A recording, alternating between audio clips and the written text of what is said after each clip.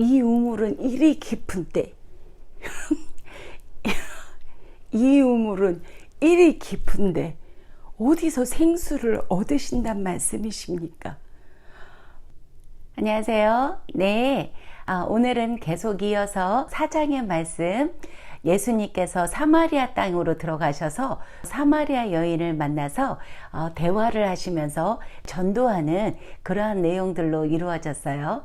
그래서 예수님께서는 어떻게 전도를 하셨는지 그 예수님의 태도를 한번 배워보고, 그리고 그 수가성 여인은 예수님을 만나 대화를 하고 난 후에 정말로 그의 삶은 변화였는지 그런 내용들을 한번 풀어볼게요. 아주 너무너무 재미있는 그런 이야기가 나옵니다. 그래서 먼저 이제 1절 말씀에 예수께서 요한보다 더 많이 제자를 삼고 세례를 주신다는 것을 바리새인들이 들은 줄 아시고, 2절 말씀에요. 예수께서 사람들에게 직접 세례를 주신 것이 아니요 그의 제자들이 준 것이다. 3절 말씀에서는 예수께서는 유대를 떠나서 갈릴리로 돌아가셨다. 이런 말씀인 거예요. 지금 이제 예수님께서 그때 유대 땅에서는 임시로 몇 명의 제자들만 삼아서 유대 땅에서 사역을 시작하시다가 다른 공간복음에서도 나왔듯이 지금 여기서부터는 본격적으로 제자를 삼으셨던 거예요. 그래서 12명의 제자를 다 갖추어서 이제 사역을 시작해 나가고 있는데, 예수님께서는 주로 이제 설교를 하시면서 전도를 하셨다, 그런 내용이고, 그리고 제자들은 이제 세례를 베풀었던 거죠. 그러면서 예수님의 인기가 점점 막 많아지고 사람들이 이제 그곳으로 막 몰리기 시작을 하니까요. 누가 그것을 예의주시해서 보았느냐면 바리새인들이 보았던 거예요. 바리새인들이 지금 세례 요한이라고 하는 자에게 눈을 두고 초점을 맞추고 바라보고 있다가, 아니 갑자기 예수라는 사람이 나타났는데 이 사람은 인기가 더 장난이 아닌 거예요. 그리고 막 제자들을 삼아서 세력들을 넓혀가고 있다고 생각을 한 거죠. 그래서 그 바리새인들이 예수님을 막 예의주시해서 보고 있었던 거예요. 그것을 예수님께서 아시게 된 거죠. 그러니까 지금 그렇지 않아도 세례 요한의 제자들이 예수님과 예수님의 제자들을 견제하고 있다라는 것을 느끼고 있었거든요.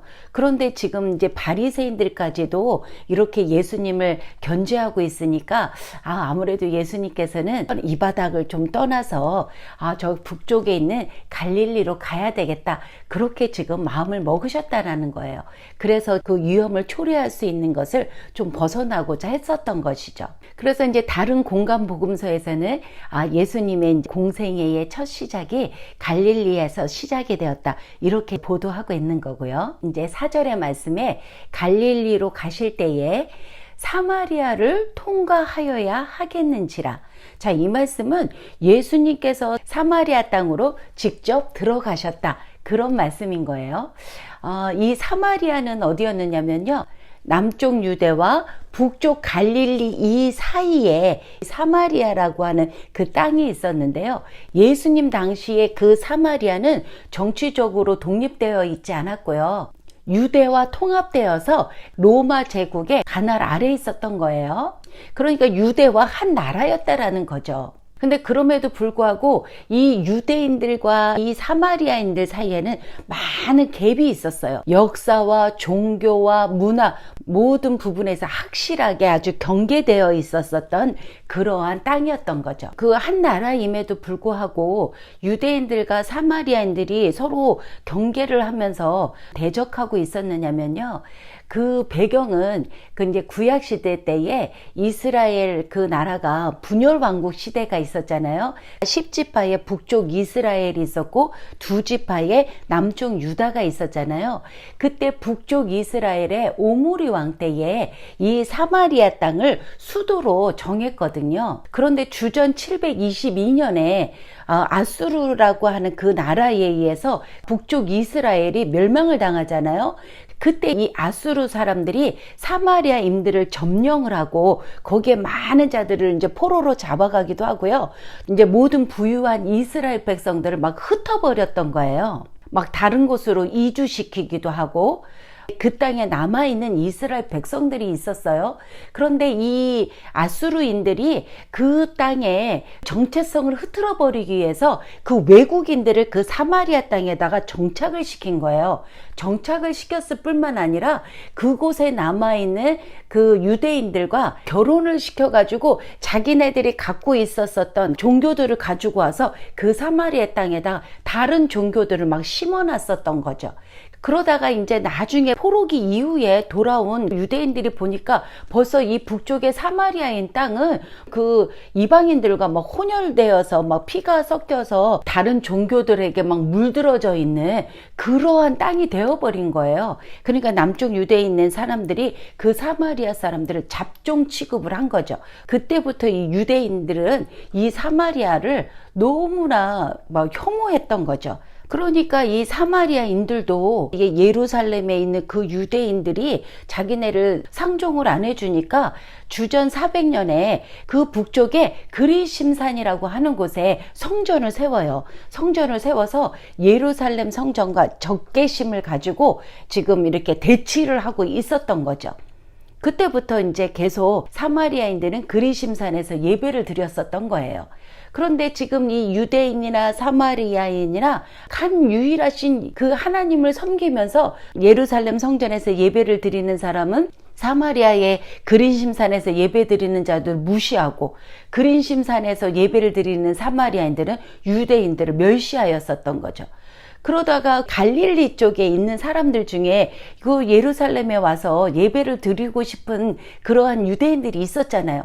그런데 그 북쪽에서 지금 갈릴리라고 하는 곳에서 예루살렘으로 내려오려면 사마리아를 통과해야 되거든요. 그래야 지름길로 올 수 있는데 그 사마리아의 땅을 밟기도 싫고 그들과 만나 대면하기도 싫고 그들과 함께 음식을 먹기도 싫어하고 그들이 사용했었던 그릇을 같이 사용하기도 싫어하고 막 이럴 정도로 너무나 그 유대인들이 사마리아인들을 싫어했거든요.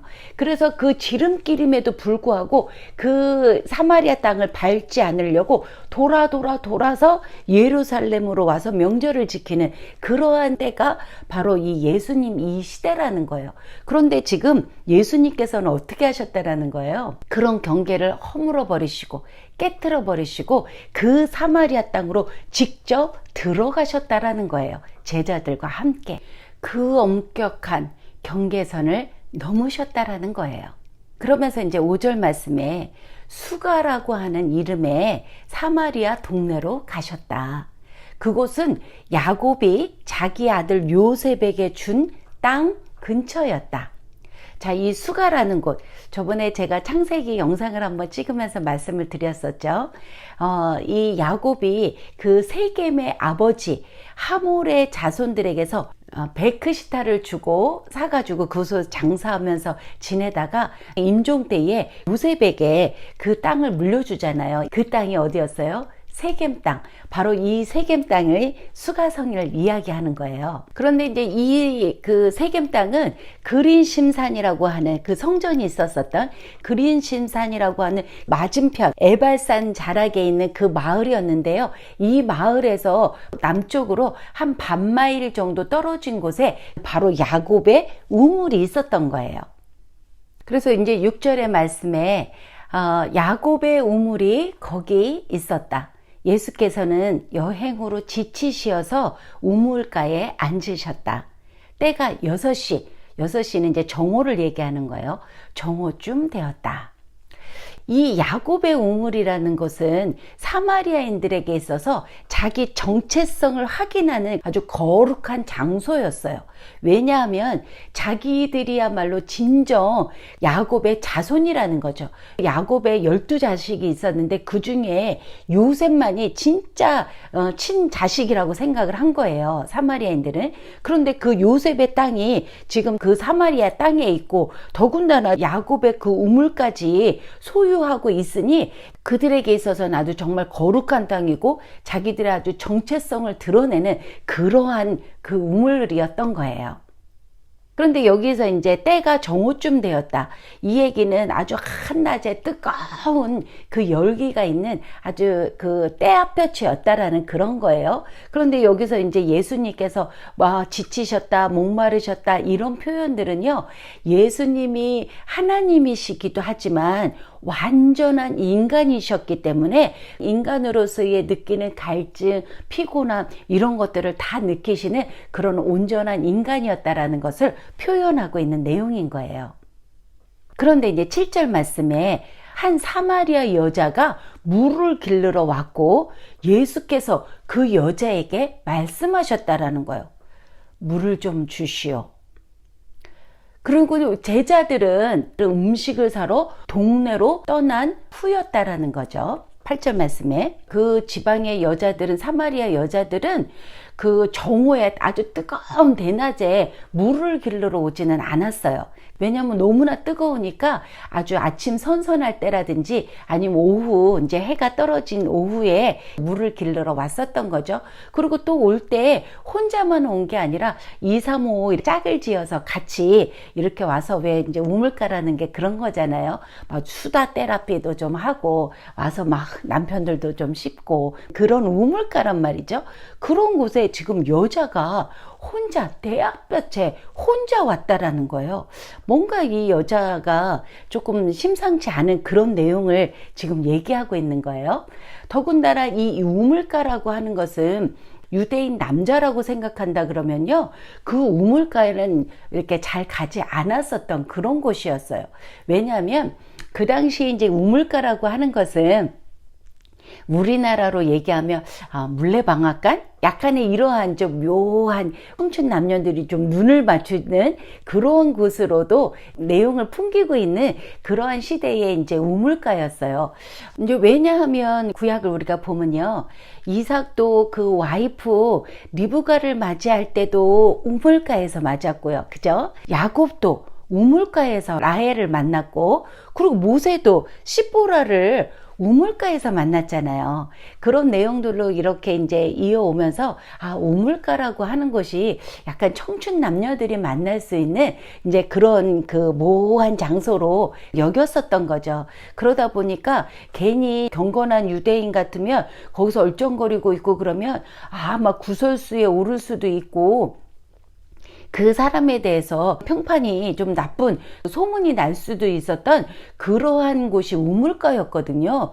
그런데 지금 더군다나 예수님이 혼자서 우물가에 앉아 계시고 그 사마리아 여자가 지금 물을 길르러 혼자 온 여자에게, 그것도 막 때압볕에 대낮에 혼자 온 여자에게 말을 건네는 그러한 상황인 거라는 거예요. 더군다나 그때 이제 이 유대인들은요, 사마리아 여자라고 한다 그러면 사마리아 여자는 태어날 때부터 부정하다, 불결하다 이렇게 아주 단언을 했거든요. 그래서 사마리아 여자들하고는 말도 섞지 않았던 거예요. 왜냐하면 저 여자와 얘기를 하면 나도 부정타는 불결한 사람으로 비춰질 수 있었거든요. 그렇기 때문에 사마리아 여자들은 대꾸도 하지 않았었던 거예요. 그런데 지금 예수님이 그런 여자에게 말을 걸었었던 거예요. 더군다나 지금 제자들은 그 사마리아 동네에 음식을 사러 갔어요. 아까도 말씀드렸지만 이 유대인들은 사마리아인들과 그 음식도 같이 먹지 않을 뿐만 아니라 그 땅에 들어가서 음식조차도 사지도 않았거든요. 그런데 제자들은 음식을 사러 갔고, 지금 예수님은 혼자 온 사마리아 여자에게 말을 건네고 있고, 지금 예수님은 유대인들의 그 경건한 그 규칙들, 엄격한 그 경계선들을 깨트려 버리시고 사람들의 시선이나 소문 이런 것에 아랑곳하지 않으시면서 지금 이 때압볕에 혼자 올 수밖에 없는 이 여인, 이 여자에게 시선을 집중하고 있는 거예요. 그래서 그녀에게 말을 건네고 대화를 시작하는 거죠. 그러니까 그 여자가 얼마나 당황스러웠겠어요. 그러니까 이야기를 하죠. 9절에 사마리아 여자가 말을 했어요. 네? 아니, 당신은 유대인 남자이고 저는 사마리아 여자인데 유대인이 사마리아인을 개 취급하는 거를 당신이 아실 터인데 어찌 저에게 물을 달라고 하십니까? 미친 거 아니요? 네, 죄송합니다. 이해해 주세요. 이제 미쳐가는 거지 뭐. 근데 이제 이 개역 개정에서는 이 유대인은 사마리아인과 상종하지 않았다 이렇게 이제 표현을 하고 있지만 NIV에서는요 유대인들이 사마리아인들이 사용한 그릇들을 사용하지 아니하밀러라 이렇게 이제 표현을 하고 있어요. 이 말씀은 뭐냐면, 이제 우물물을 달라 그러면 두레박으로 물을 길러낼 거 아니에요. 그러면 그 두레박이라는 것이 사마리아인들이 쓰는 그 그릇이잖아요. 그 물을 좀 달라 했으니까 두레박에서 물을 떠서 마실 거 아니에요. 그러니까 이 여자분이 이런 그 반응이 나왔던 거죠. 그런데 또 여기서 재밌는 것은요, 이 지금 사마리아인은 예수님을 보자마자 유대인이라고 이렇게 얘기를 하잖아요. 그런데 나중에 보면요, 유대인들은요, 예수님을 사마리아 취급을 해요. 사마리아인으로 취급을 해요. 재밌죠? 그러니까 이 비유대인은 예수님을 유대인인 것을 인정하는데 정작 유대인들은 예수님을 유대인으로 인정하지 않았다라는 그런 것을 볼 수 있는 대목이기도 해요. 그런데 이제 이 사마리아 여자가 한 가지 이제 놓친 것은 이 예수님께서는 부정한 것에 의해서 더럽혀지는 그러한 사람이 아니라 오히려 그 부정한 것을 만졌을 때 거룩하게 하신다는 그런 분이라는 것을 몰랐다라는 것이죠. 구약의 그 거룩함이라는 것은 구별하였던 거예요. 정한 거, 부정한 거 구별하여서 그 부정한 것을 가까이 하면 안 되는 것이 거룩이었다라고 한다 그러면 지금 예수님이 오셔서는요, 그 부정한 것에게 다가가셔서 그 부정한 것을 정한 것으로 바꿔주시는 것이 거룩이었다라는 거예요. 그러니까 지금 예수님은 그 부정하다라고 하는 것에 직접적으로 그들과 만나시고 대화하시고 함께 식사하시면서 이렇게 치유하시어서 정한 것으로 만들어 주시는 그러한 거룩을 지금 행하고 계시는 거라는 거예요. 자, 지금 이제 이 기록을 하고 있는 사도 요한은요, 3장에서 니고데모와 지금 4장에서 사마리아 여자를 이렇게 대비하면서 이야기를 펼치고 있는 거예요. 자, 니고데모라는 것은 남자였죠. 그리고 유대인이었어요. 그리고 아주 귀족이었고 박식했고 권력이 있었어요. 그리고 신학적인 훈련도 받아서 아주 존경받는 그런 전통적인 신앙을 가진 그런 인물들의 대표를 하고 있는 거고요. 지금 사마리아 여자라고 하는 이 여자는 여자이고 못 배웠고 더군다나 지금 무슨 사연이 있어서 혼자 때아볕에 물을 기르러 올 수밖에 없는 도덕적으로 파탄나 있는 영향력도 없고 멸시받는 그러한 사람의 대표로 지금 사마리아 여자를 이렇게 대조하고 있는 거예요. 그런데 모두 다 예수님이 필요하다라는 그런 이야기를 지금 사도 요한이 쓰고 있는 거예요. 그리고 예수님께서는 그 어떤 상황에서도 그 예수님을 필요로 하는 자들은 사회적이고 종교적으로 도덕적으로 깨끗하지 못한다라 할지라도 그런 사람들을 만나셔서 그 사람들의 삶을 변화시켜 주시는 그러한 예수님이시라는 것을 지금 사도 요한이 대비해서 쓰고 있는 그런 내용인 거예요. 결국은 주님을 만나야지만이 모든 문제가 해결된다. 그 내용을 전달하고 싶은 거죠. 더군다나 지금 예수님께서는 니고데모도 그렇고 지금 사마리아 여인도 그렇고 그 예수님의 말씀을 이해하지 못하고 자꾸 오해를 하잖아요. 지금 사마리아인도 지금 예수님이 하시는 말씀을 이해를 못하고 오해를 했던 거예요. 그런데 그 예수님께서는 자기의 말을 오해한 사람들에게 정말 반복해서 그 오해를 풀어주고 있는 그런 자상하신 그 예수님의 면모를 볼 수 있는 그런 부분인 거예요. 왜냐하면 지금 예수님은 하늘의 차원에서 그 말씀을 하시는 거고, 사람들은 니고데모나 지금 사마리아인은 땅의 차원에서 듣고 있는 거거든요. 그러니까 이게 갭이 있는 거예요. 차이가 있는 거예요.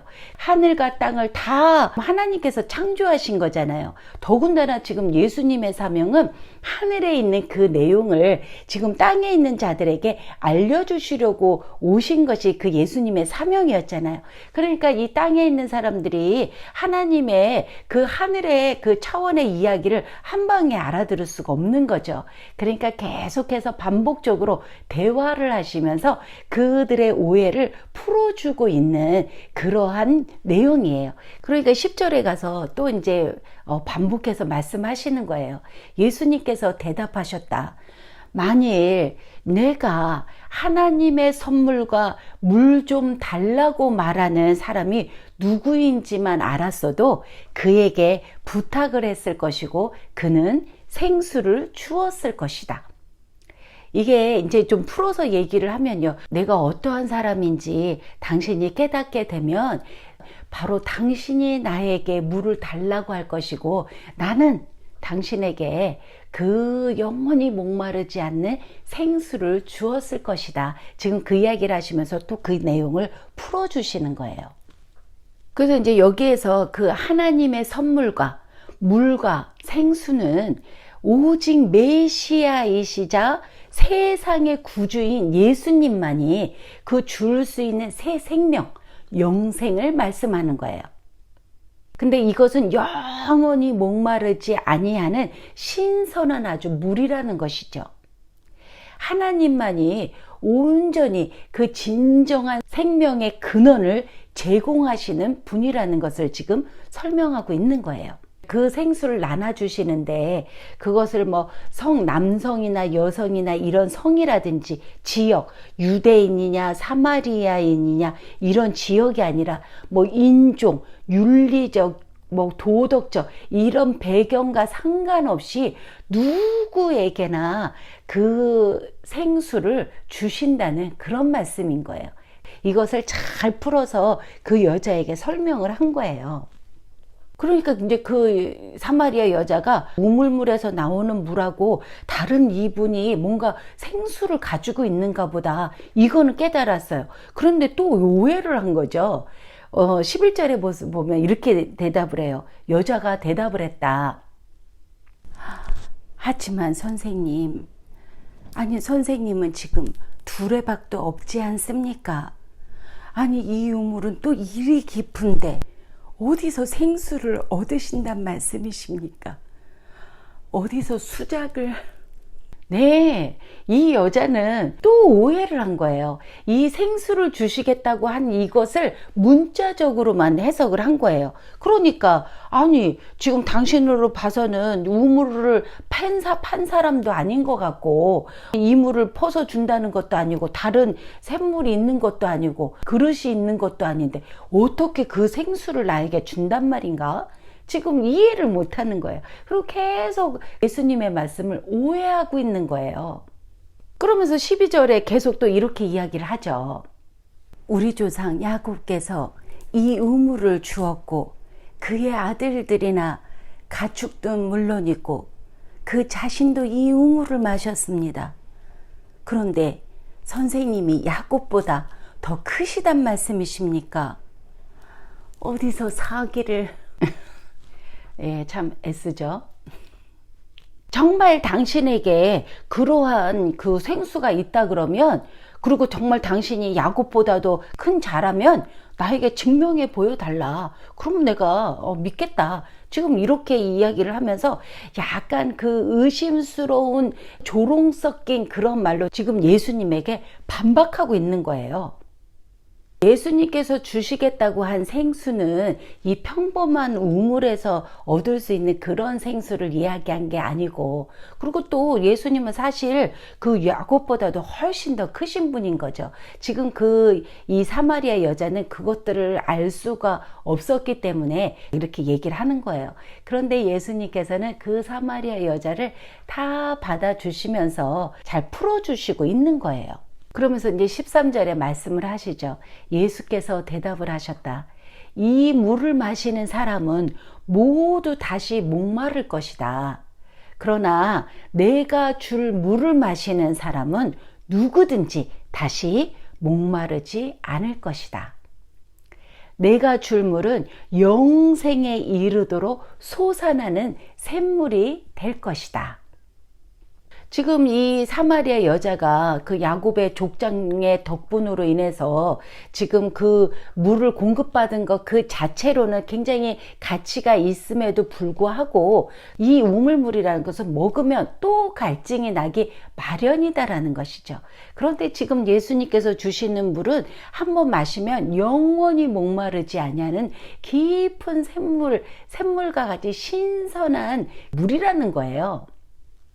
이 목마름이라고 하는 것은 하나님에 대한 목마름, 의에 대한 목마름, 그리고 하나님 앞에서 정말 어떻게 살아야 할지 영원한 삶에 대한 그 목마름을 얘기하고 있는 거예요. 그런데 그 목마름은 어떠한 것으로도 해결되지 않는다라는 거예요. 그 목마름은 오직 유일하게 영생을 줄 수 있는 분은 바로 성령에 의해서만 해결된다. 지금 그 말씀을 지금 예수님이 설명하고 있는 거예요. 그러면서 성령이 부어짐으로 말미암아서 하나님을 경험하게 되고 하나님의 뜻을 행하고자 하는 갈급함에 그 새 마음이 주어졌을 때 하나님께서는 그를 긍휼히 여기시고 그를 너그럽게 용서하신다라는 거예요. 그러니까 이 샘물은 그 사람으로 하여금 새 생명으로 회복되어질 것이다 라고 하는 것을 비유하고 있는 말씀이었던 거예요. 3장에서 밤에 몰래 찾아온 니고데모에게 어떻게 해야 그 새로운 마음의 심령이 변하여서 거듭난 자로 살 수 있을까를 막 이렇게 설명해서 풀어주었었던 그 예수님께서 지금은 이제 한낮에 사람들의 눈을 피하여서 온 사마리아 여자에게 또 예수님께서 그 우물물이라고 하는 시청과 교육을 통해서 지금 이 여인에게도 새로운 심령, 그 마음의 변화를 가지려면 이 생수를 마셔야 다시는 목마르지 않을 것이다. 그러면서 죄에 대해서 짚어주고 있는 거예요. 그 죄가 해결되지 않으면 계속적으로 우리는 목마를 것인데 이 죄가 해결이 되어야지만이 영원한 그 영생을 새 생명을 얻을 수 있다. 이것을 지금 사마리아 여인에게 계속 설명을 해주고 있는 거예요. 그래서 나중에 뒤에 가면요, 이 여자의 죄의 문제에 대해서 본격적으로 죄를 다루는 그런 내용이 이제 나오고 있어요. 그런데 이 여자분이 그때 니고데모도 엄마 뱃속에 들어가서 2번 태어나야 됩니까? 막 이렇게 이제 이해를 못했듯이 사마리아 여자도 계속 이해를 못하는 거예요. 그러니까 또 15절에 가서 이렇게 얘기를 해요. 여자가 말을 했다. 정말입니까, 선생님? 정말 목마르지 않은 그런 물이 있단 말씀입니까? 그렇다면 저에게도 그 물을 주십시오. 그러면 다시 목마르지 않을 것이고, 이 사람들 눈을 피해서 다시는 이 지겨운 우물가에 오지도 않지 않겠습니까? 네.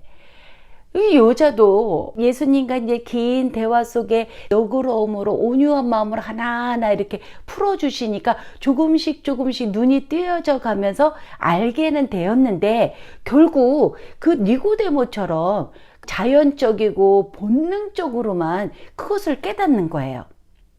이 낯선 사람이 지금 진리를 말하고 있는 것 같다. 그리고 야곱보다도 큰 사람인 것 같대.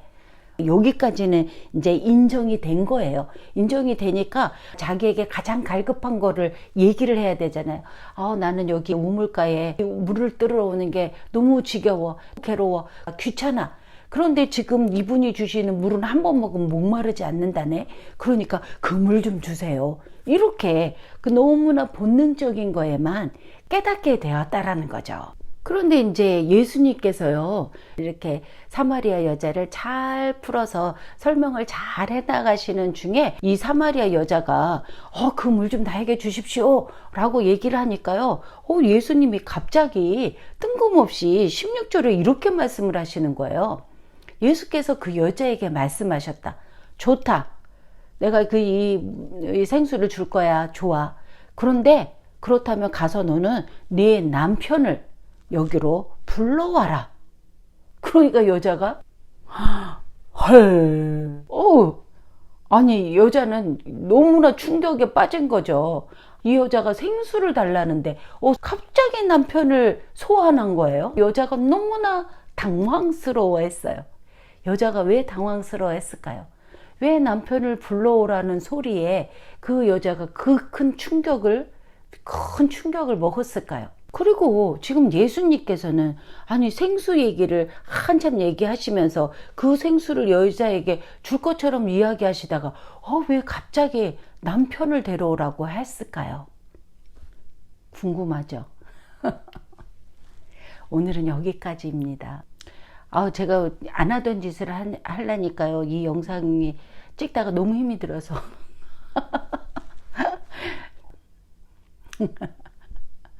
다음 편에서 그 여자가 왜 이렇게 당황을 했는지, 그 여자가 왜 대낮에 올 수밖에 없었는지 그런 내용들을 가지고 다음 편에서 올게요. 오늘도 들어주셔서 너무 감사하고요. 영원히 목마르지 아니하는 그 생수의 비밀을 가지고 다음 편으로 돌아오겠습니다. 감사합니다. 우리 조상 야곱께서 이 우물을 주셨고 그의 아들들이나 가축은 물론이고 그 자신도 이 우물을 마셨습니다. 그의 아들들이나 가축은 물론이고 그 자신도 이 우물물을 마셨습니다.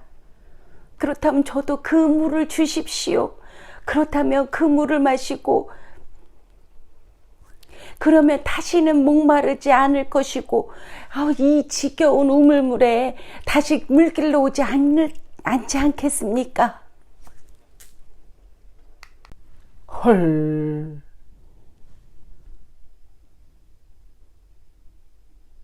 헐. 헐.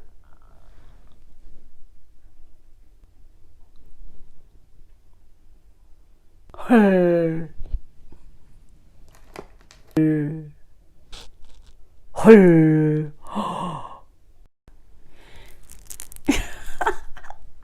네? 아니